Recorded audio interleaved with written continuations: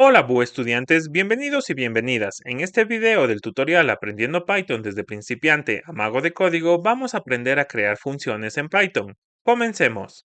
En Python, una función es un bloque de código reutilizable que realiza una tarea específica. Las funciones permiten organizar el código en secciones más pequeñas y manejables, lo que facilita la lectura, el mantenimiento y la reutilización.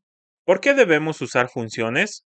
Las funciones nos permiten reutilizar el código, es decir, que nosotros al crear una función vamos a poder llamar la función las veces que nosotros queramos y no tenemos que volver a escribir el mismo código. También nos permite organizar el código, nos facilita dividir un programa grande en partes más pequeñas y que nosotros podamos manejarlas. Y además podemos abstraer tareas complejas, es decir, que podemos simplificar el uso de tareas complejas mediante nombres más descriptivos.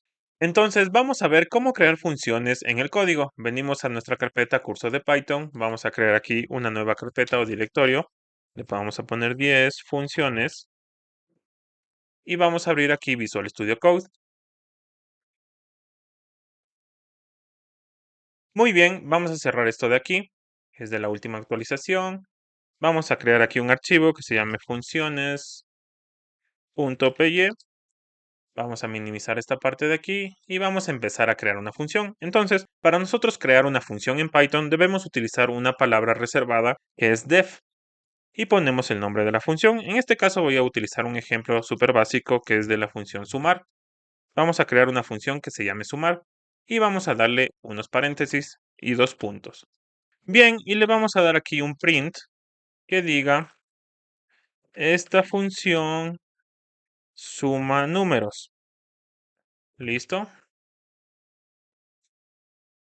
Y nuestra función está lista. De momento no está haciendo lo que nosotros queremos que haga, pero vamos a probar la función. Entonces simplemente vamos a llamar a la función. Entonces aquí estamos definiendo la función y ahora vamos a llamarla. Vamos a poner aquí sumar y vamos a ponerla así. Listo, vamos a guardar esto, ejecutarlo con Python Debugger. Y como ves, se acaba de imprimir esta función suma números. Entonces, esta impresión o este print de aquí viene de aquí, de la línea 4, en donde nosotros llamamos a la función. Entonces, es muy importante definir qué es la parte de definir la función o crear la función y la parte de llamar a una función. Entonces, acá arriba, nosotros estamos creando o definiendo una función. Y en la parte de aquí abajo estamos llamando a la función. Bien, entonces al momento de nosotros llamar la función es en donde se ejecuta el código que está acá dentro de la función. En este caso solo tenemos un print y aquí solo estamos definiendo o creando la función. Bien, entonces ahora vamos a continuar haciendo la función. Vamos a escribir aquí dos parámetros que van a ser los números que nosotros tenemos que pasarle a la función para que ésta resuelva, en este caso, la suma. Vamos a ponerle que es A y B y vamos a ponerle aquí en el print. Vamos a cambiar este texto de aquí y vamos a poner la suma de A y B es dos puntos. Vamos a utilizar llaves. Pongamos aquí A más B. Y venimos acá y le ponemos F para utilizar el método format. Y ahora venimos acá y tenemos que darle dos valores. Vamos a poner el 5, y el 9. ¿Listo? Y vamos a guardar esto y a ejecutar nuevamente. Entonces, como ves, se pone la suma de A y B es 14. Nos imprime este texto o string que nosotros estamos mostrando dentro del código de la función. Pero esto, nuevamente te lo repito, se está ejecutando a partir de la línea 6, que es en donde nosotros llamamos a la función, es decir, hacemos que nuestra función se ejecute. Y bien, pero ahora, ¿qué pasa si nosotros queremos almacenar el dato que es de la suma de A y B en una variable? Entonces, para eso nosotros tenemos que utilizar aquí una palabra que se llama return y poner aquí A más B. ¿Listo? Entonces, ¿qué estamos haciendo aquí? Le estamos diciendo a la función que nos devuelva o nos retorne la suma de A más B. Entonces, ahora, si nosotros queremos almacenar esto en una función que sea suma AB, vamos a poner aquí a llamar otra vez a la función. Tenemos que llamar a la función y pasar aquí los argumentos, que en este caso pongámosle otros números, pongamos que sean 15, 65. ¿Listo? Y ahora tenemos que imprimir en consola la variable suma AB.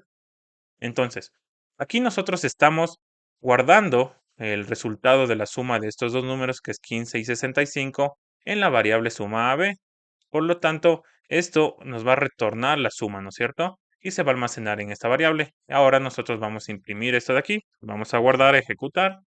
Y como ves, bueno, inicialmente se nos imprime el texto de acá arriba y se nos imprime la suma de A más B, que es 80, que está guardado en este caso en la variable suma AB. Así, de esta manera nosotros podemos decirle a una función que nos devuelva o nos retorne un valor específico de acuerdo a las operaciones o el código que nosotros estemos ejecutando dentro de esta función. Hasta aquí vamos todo muy bien.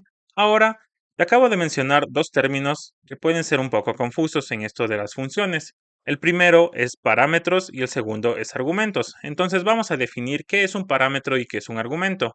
Entonces los parámetros están aquí, son los nombres de las variables que definimos dentro de la función. En este caso son A y B, que son los nombres de los dos números que nosotros queremos utilizar para realizar la suma. Por otra parte, los argumentos son los valores específicos que nosotros pasamos cuando llamamos a la función.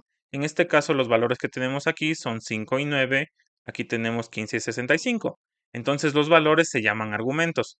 Nosotros los llamamos argumentos cuando estamos ya llamando a la función. Cuando creamos o definimos la función, los llamamos parámetros. Entonces, en resumen, los parámetros son los nombres de las variables que pasamos al crear o definir la función y los argumentos son los valores que nosotros utilizamos al llamar la función.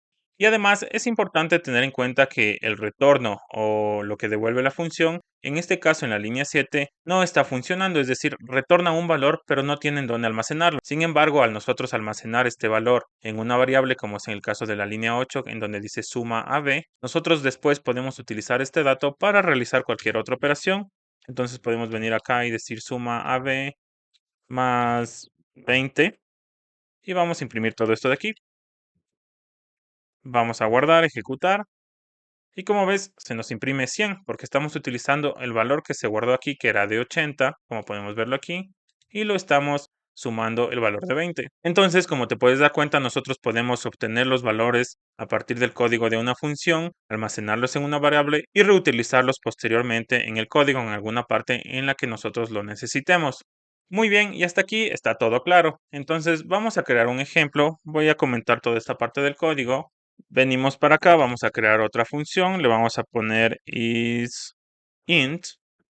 Y aquí nosotros podemos utilizar las mismas reglas que vimos al inicio del curso, que son para nombrar, en este caso, variables o archivos, para nombrar también nosotros las funciones.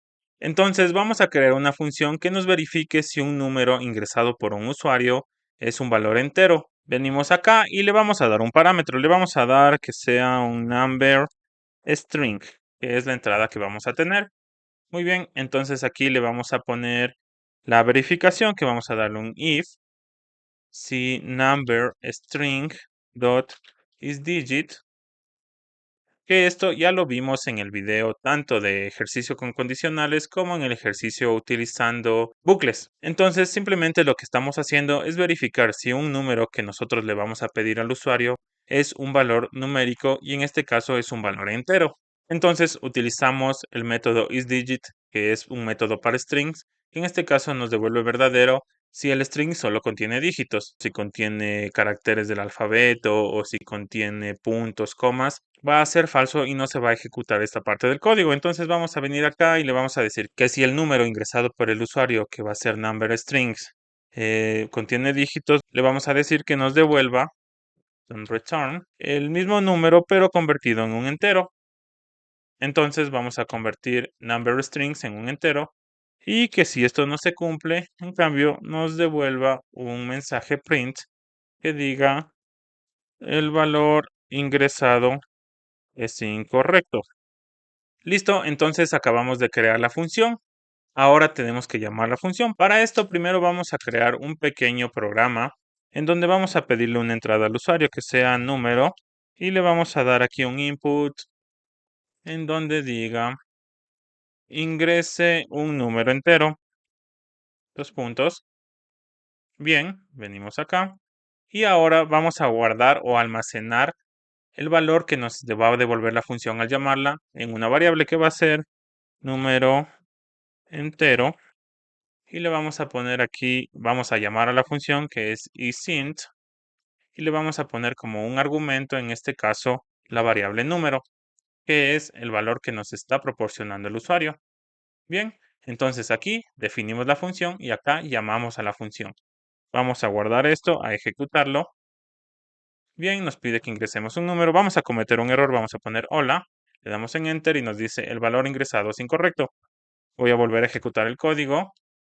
Nos dice que ingresemos otro número. Voy a poner un decimal, 12.8. Nos sale otra vez el mensaje de error.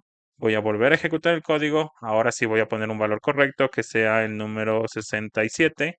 Le doy en Enter. Y como ves, no sucedió nada, ya que no estamos haciendo ninguna otra acción después de esta parte del código. Entonces vamos a venir acá y le vamos a decir que nos imprima un mensaje que diga aquí, va a decir el mensaje, el número ingresado es un valor entero. Dos puntos y vamos a imprimir aquí en este caso el número. Le vamos a poner aquí número entero. Bien, esto lo vamos a hacer con el método format. Y aquí vamos a verificar también que el valor, en este caso de la variable número entero, sea de tipo int. Bien, entonces vamos a poner aquí número entero. Listo. Entonces, ¿qué pasa si aquí esto no cumple y el valor ingresado es incorrecto? Entonces nos va a generar un error al intentar ejecutar estas líneas de código que son la 21 y la 22. Para eso tenemos que coger aquí y terminar el programa con un exit.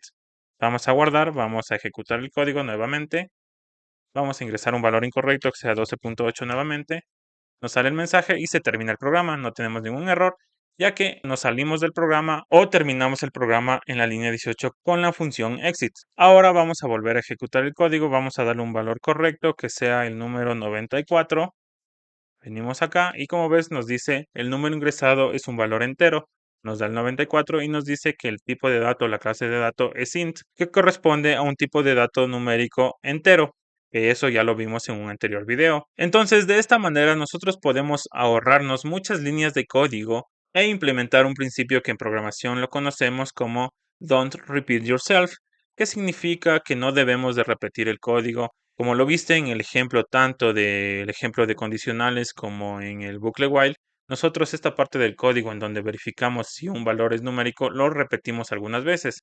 Entonces, para evitar eso, nosotros podemos realizar una función, realizamos una sola vez el código y reutilizamos la función las veces que nosotros necesitemos. Así, de esta manera obtenemos un código más limpio y organizado. Genial. Ahora quiero que tú crees una función que verifique si un número ingresado por el usuario es un número decimal o flotante. Esta parte del código, al igual lo realizamos en el ejemplo con condicionales, puedes revisar el video y deja en los comentarios la solución para que puedas revisarla. Y excelente, con esto terminamos este video. En el próximo video veremos cómo debuguear un código. Y no lo olvides, suscríbete y activa las notificaciones para no perderte ningún episodio de Aprendiendo Python desde principiante a mago de código. Juntos vamos a abrir la puerta a un mundo de posibilidades. Hasta pronto.